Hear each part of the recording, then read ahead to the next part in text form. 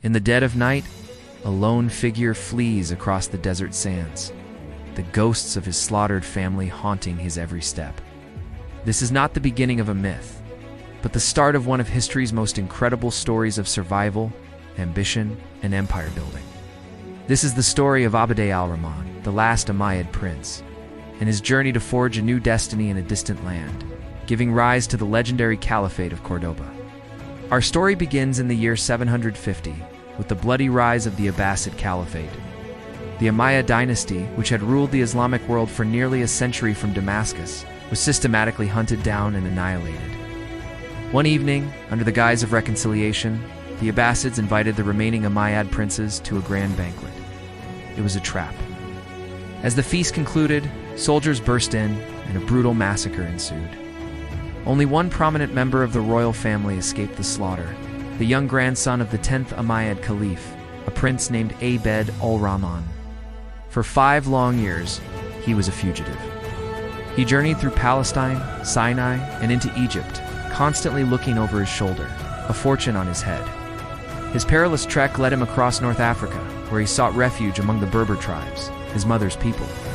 It was here, gazing across the narrow strait of water towards the Iberian Peninsula, known as Al-Andalus, that a daring plan began to form. Al-Andalus was a land in turmoil, a mosaic of competing Arab and Berber factions, far from the reach of the Abbasids. It was a land of opportunity for a man with nothing left to lose and everything to gain. In 755, Abd al-Rahman landed on the southern coast of Spain. He was a prince without a kingdom, a leader without an army, but he possessed a powerful name, an unyielding will, and a keen political mind. He skillfully played on the existing rivalries, rallying the Umayyad loyalists and Syrian soldiers who had settled in the region decades earlier. At the Battle of Massacre in 756, on the outskirts of Cordoba, his ragtag army faced the established governor. Against the odds, Abd al-Rahman emerged victorious. He rode into Cordoba not as a conqueror, but as the new emir, styling himself Abd al-Rahman I. The Emirate of Córdoba was born. His early reign was a constant struggle for survival, spent decades suppressing rebellions, fending off invasions from the Franks under Charlemagne in the north, and thwarting plots sent by the ever-watchful Abbasid Caliph in Baghdad, who famously dubbed him the Falcon of the Quraysh for his tenacity. But through it all, he laid the foundations of a stable and prosperous state. He established a professional army, reorganized the administration, and initiated grand building projects. His most enduring legacy was the commencement of the Great Mosque of Cordoba, a structure that would grow over centuries into one of the most breathtaking marvels of the Islamic world, a symbol of his new dynasty's power and piety. For the next century and a half, his successors built upon this foundation.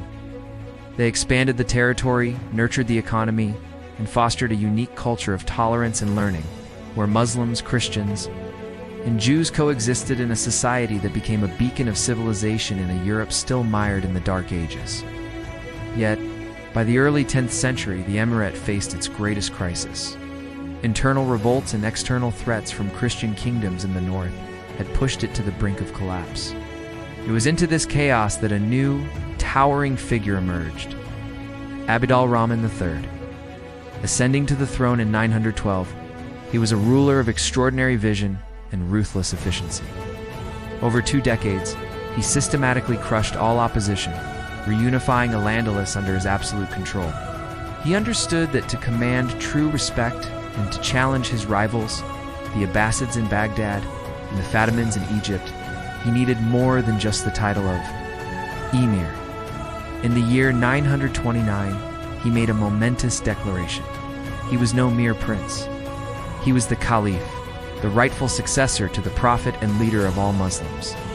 The Emirate was now the Caliphate of Cordoba. This act heralded the dawn of a golden age. Under Abd al-Rahman III, Cordoba became the largest, wealthiest, and most sophisticated city in Europe. With a population nearing 500,000, its streets were paved and illuminated, a wonder to visitors from across the continent. Trade flourished, bringing silks from the east and gold from Africa. Agriculture thrived thanks to advanced irrigation techniques, but the Caliph's ambition extended beyond mere politics and economics. He sought to create a capital that would dazzle the world. Just outside Cordoba, he ordered the construction of a legendary palace city, Madinat al-Zahra, the Shining City. It was a sprawling complex of reception halls, mosques, gardens, and fountains, built with the finest marble, ivory, and gold. For decades, thousands of artisans worked to realize his vision, testament to the Caliphate's immense wealth and artistic genius. The Great Mosque also saw its most magnificent expansion under his rule, becoming a forest of over 850 columns of jasper, onyx, and marble, its double-tiered arches creating a mesmerizing visual effect. This cultural zenith reached its absolute peak under his son and successor, Al-Hakam II. While his father was a warrior and a statesman, Al-Hakam was a scholar and a bibliophile. His passion was knowledge. He dispatched agents across the Islamic world from Baghdad to Alexandria to Damascus to buy, or if necessary, copy every book they could find. His personal library was the stuff of legend. Accounts claim it housed over 400,000 volumes, an astronomical number at a time when the largest libraries in Christian Europe held only a few hundred manuscripts. The library's catalog alone reportedly ran to 44 volumes. This was not just a collection, it was an institution. It employed an army of scribes, binders, and translators. Greek philosophy, Persian poetry, Indian mathematics all were translated, studied, and preserved.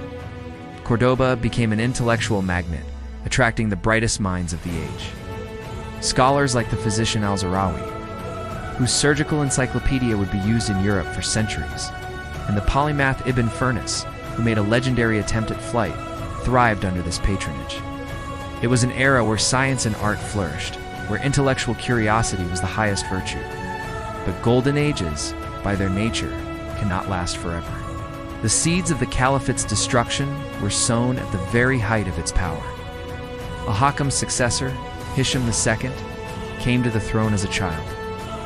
Real power fell into the hands of an ambitious and brilliant court official, Muhammad ibn Abi Amir, better known by his title, Al-Mansur, meaning the victorious.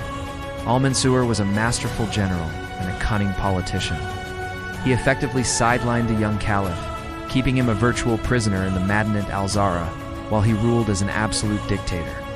He reorganized the army, replacing the old Arab aristocracy with loyal Berber and Slavic mercenaries.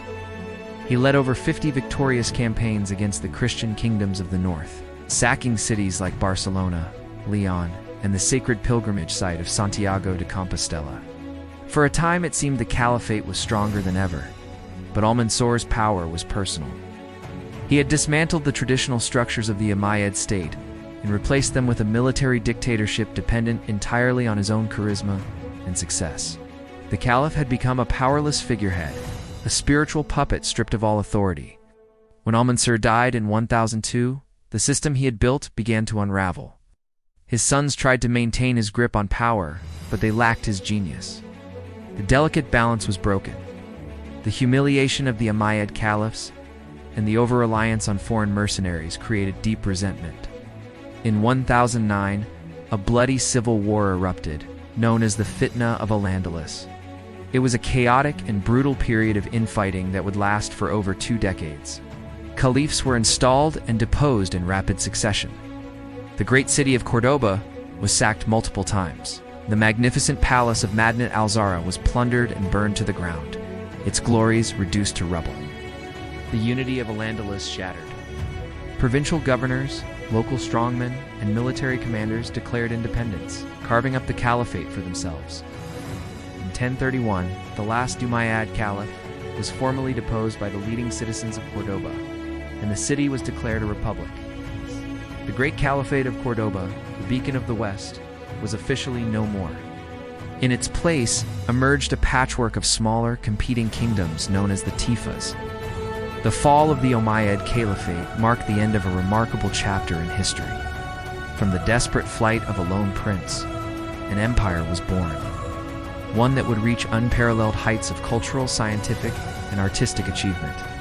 For 3 centuries, it shone as a center of learning and tolerance. Its legacy endured in its stunning architecture, its priceless contributions to science and philosophy, and in the very memory of a time and place where a civilization in a far corner of Europe became the light of the world. The story of its rise and fall serves as a timeless, epic reminder of the heights to which human ambition can soar and the fragility of the empires it creates. Thank you for watching. If you enjoyed this journey into the history of Al-Andalus, please like this video, subscribe to our channel, and hit the notification bell to join us on our next exploration of the past.